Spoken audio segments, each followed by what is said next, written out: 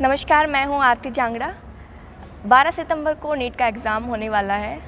ऐसे में बच्चों में काफ़ी टेंशन नज़र आ रही है क्योंकि 2 ही दिन बाकी हैं और उनको थोड़ी एंग्जाइटी देखने को मिल रही है कि पता नहीं कैसा एग्ज़ाम होगा, क्या हम करेंगे, कैसे सॉल्व करेंगे क्वेश्चंस पेपर। तो इन्हीं सारे सवालों के जवाब के लिए हमारे साथ हैं biology teacher Aarti Yadav ma'am, जिनसे पूछेंगे थोड़ा सा एग्ज़ाम पैटर्न के बारे में और बच्चों में जो एंग्जाइटी देखने को मिल रही है मैम, कैसे सॉल्व करें उस चीज़ को। देखिए, ऐसा है कि नीट के लिए डेफिनेटली मोर देन 15 लाख्स बच्चे जो हैं, 15 लाख से ज़्यादा बच्चे 1.63 लाख सीट्स के लिए कॉम्पीट करते हैं।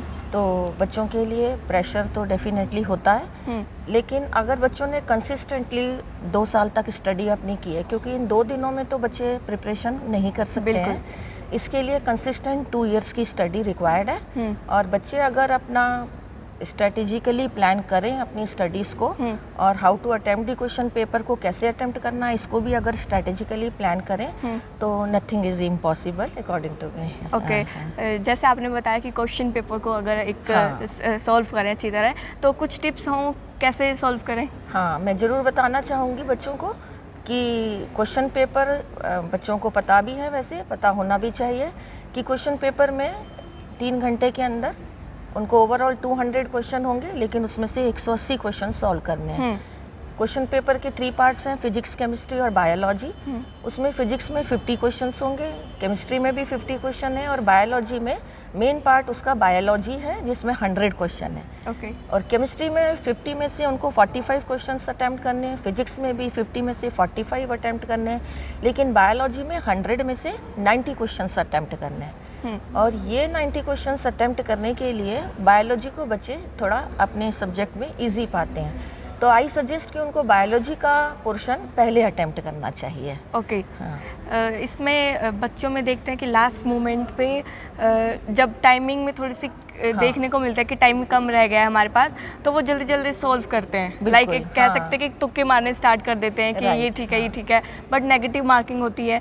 तो इसमें क्या सजेस्ट करेंगे? बिल्कुल, इसमें हर एक क्वेश्चन 4 नंबर का है। एक करेक्ट आंसर के लिए उनको 4 मार्क्स मिलने हैं और एक इनकरेक्ट आंसर के लिए उनकी -1 मार्किंग जाती है। तो बच्चों को, जैसे मैंने कहा, स्ट्रैटेजिकली प्लान करना है।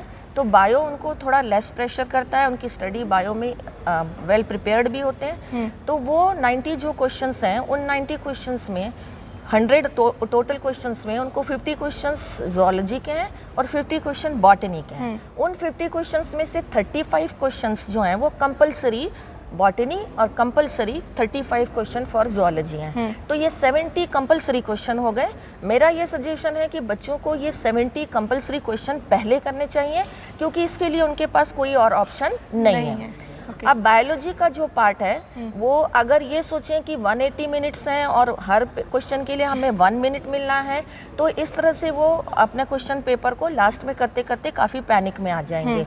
तो उन्हें 45 मिनट्स में कंप्लीट बायो का पार्ट कंप्लीट करना चाहिए। वो कैसे करेंगे? 30 सेकेंड उन्हें एक क्वेश्चन को देना चाहिए। तो वो पहले अपने 70 कंपल्सरी क्वेश्चंस को करें। अब उनके पास में 15 क्वेश्चन बॉटनी में रह गए हैं जो ऑप्शनल क्वेश्चन है, और 15 ज़ूलॉजी में ऑप्शन क्वेश्चन रह गए। उन ऑप्शनल क्वेश्चन में से उन्हें 10-10 क्वेश्चन करने हैं।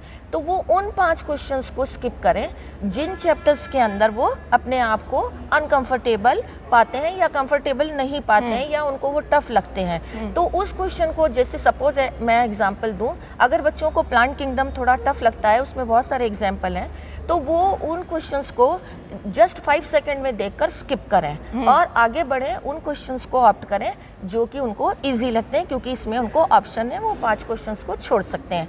तो इस तरीके से इन 30 क्वेश्चंस में से वो 10 क्वेश्चन छोड़ के आगे बढ़ें। अब इन क्वेश्चंस को करते वक्त ये एक बहुत ज़रूर ध्यान रखना है, इस बार की नीट में ऑप्शंस हैं, 200 में से 180 क्वेश्चन करना है। तो OMR शीट को बिल्कुल साथ साथ ही भरना है, side by side they are to fill OMR sheet, ताकि वो किसी गलत ऑप्शन को ना भरें। एक भी गलत ऑप्शन को भरते वक्त उनकी 4 नंबर की उनका 4 नंबर माइनस होता है। नॉट ओनली 1, 4 नंबर उनके माइनस हो रहे हैं। तो मेरा सजेशन ये है कि बिना पैनिक के वो 7 के 7 OMR शीट को भरें, उसको लास्ट में भरने की कोशिश ना करें। इस तरह से बच्चे अपने फिजिक्स और केमिस्ट्री के पार्ट के लिए अपने आप को सिक्योर कर सकते हैं।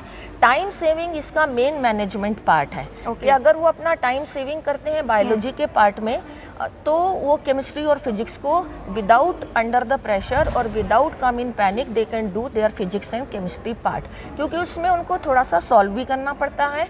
They can not do that part directly, इसलिए उसको वहाँ पर टाइम सेव करना बायोलॉजी के पार्ट में विदाउट प्रेशर वो केमिस्ट्री फिजिक्स कर पाएंगे। टाइम मैनेजमेंट इसके अंदर सबसे ज़्यादा ज़रूरी है।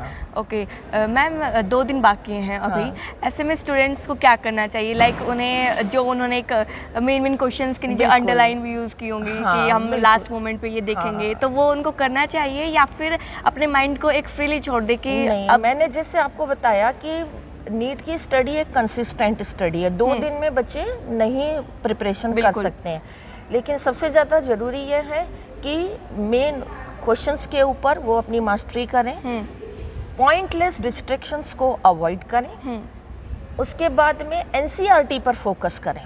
एनसीईआरटी जो उन्होंने अंडरलाइन वर्ड बाय वर्ड कर रखी है, जो भी टीचर नीट की स्टडी कराते हैं, even in CBSE also, NCERT is must 1 point to point word to word NCERT, तो उसके ऊपर फोकस करें। प्रीवियस ईयर्स के जो क्वेश्चन पेपर्स हैं, जो मॉक टेस्ट नेट के ऊपर और बुक्स के अंदर अवेलेबल हैं नीट के लिए, उन मॉक टेस्ट को सॉल्व करें और लेटेस्ट मॉक टेस्ट को सॉल्व करें, प्रीवियस ईयर क्वेश्चन पेपर को सॉल्व करें, डिस्ट्रैक्शन को अवॉइड करें और हेल्दी फूड लें और इनफ स्लीप लें। तो ये मेरा सजेशन है, और इस तरह से बच्चे अपने आप को एक प्रेशर से, एक पैनिक सिचुएशन से अपने आप को बचा सकते हैं। बिल्कुल। मैम ने बताया कि हेल्दी फूड बहुत ज़्यादा ज़रूरी है, और एग्ज़ाम पैटर्न के बारे में भी मैम ने बताया कि टोटल 200 क्वेश्चन आएंगे, जिसमें से 180 क्वेश्चंस बच्चों को अटेम्प्ट करने हैं। ऐसे में सिर्फ 2 दिन बाकी हैं, और मैम ने बताया कि जो मेन इंपॉर्टेंट क्वेश्चंस हैं जिनको स्टूडेंट्स अपने ईजी वे में ईजी करने के लिए उनको अंडरलाइंस कर लेते हैं। मैम ने एनसीईआरटी की बात की कि एनसीईआरटी को देखें, ध्यान रखें। स्ट्रेटेजी मतलब मेन है बच्चों को पेपर सॉल्व करते वक्त अपनी एक स्ट्रेटेजी जरूर प्लान करनी है।